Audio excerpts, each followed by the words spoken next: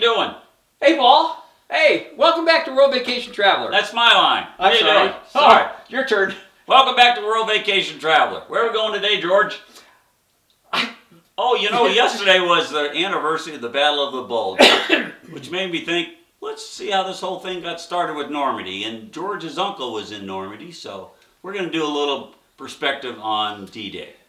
Yeah, it's. I think it's appropriate. I think we tend to forget that it was Paul's and I's parents who actually, basically participated in that whole World War II thing, and we're thinking that times are tough now. But imagine if you were living in the United States during World War II and there was rationing on rubber, sugar, flour, oil. I mean, everything. It was a hard life back in the States. I'm bummed when I don't get my Twinkies. Yeah, I know. I got one downstairs for you, Paul. Yeah, you're welcome. So it was not an easy time, but more difficult was for all the men and women who were involved in Operation Overlord, which was the invasion of Normandy. And your uncle was part of that? Yeah, he was part of that. I want to get to him a little bit later because he's one of the 4,400 Allied troopers who didn't make it past the first day. Please. That's an amazing number of deaths. Yeah, crazy number of deaths. And so D-Day, what do you think D-Day stands for, Paul? Duh. Pretty much. It's the day. Well, that was a lucky guess on my part.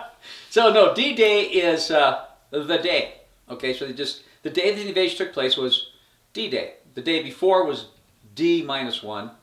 2 days after D-Day was D+2. And George is making this all up. No, I have it on good authority. Oh, okay. Yeah, the internet. I see. You can believe everything on the internet. Yes, you can. I'll tell you that. So anyway, it was kind of interesting. The Germans didn't expect the Allied troops, and Allied troops, when I talk about the Canadians, the British, and the Americans, made this line. And they made it along. There was 156,000 soldiers who hit the beaches during that time period. And each of them carried 100 pounds of equipment with them, which was, picture that. You and I go hiking, but, backpacking, what do you carry? 40? Yeah. 30? Yeah, 100 pounds is a lot. Yeah, quite a bit. And they landed on a stretch of beach that was 50 miles long and was heavily fortified by the Germans. Now, some of the pictures of the beach here? Yeah, you can see some of it's just kind of like flat beach that just looks pristine, that you like to go sunbathe out with your girlfriend and all that kind of stuff. In the rain. In the rain. Yeah. Looks pretty misty to me. Yes, it's kind of misty. It was a misty day. And then you see some here that you can actually see it from the viewpoint of the Germans,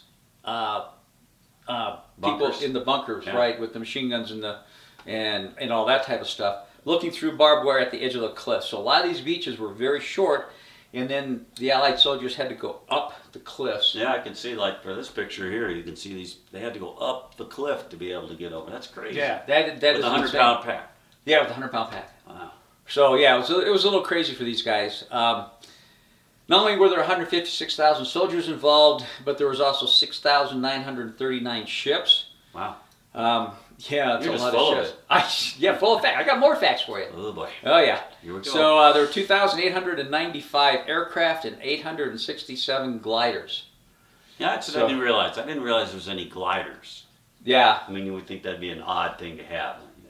And how the heck do you launch these gliders? Yeah, as far as I know, they were towed in England and got airborne and then just glided in. In fact, that's where my uncle came in. Oh, really? Yeah, he was in the 82nd Airborne 506th Parachute Regiment, and his company came in on low-level gliders. So they came in low.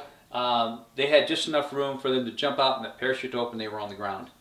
So the problem with that was that the Germans were down there waiting for them, and these troops were supposed to come in behind the German lines that were facing Normandy and then attack them from the rear or destroy. It's kind of like a picture here that shows how that was all supposed to be. Oh yeah, that map. This map here, the troop movements, and you can see 82nd Airborne was where my uncle was. So he was PFC. His name was George Bauer, and he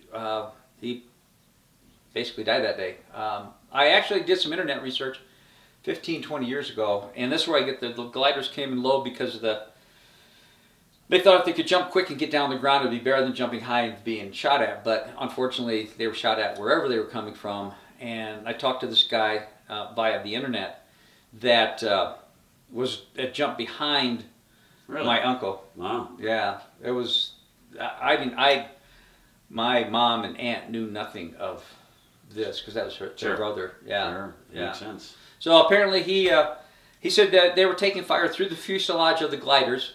Some of the guys got hit while they were on the glider before they even jumped. And then he said he saw my uncle jump and then he jumped and he saw him get hit on the way down.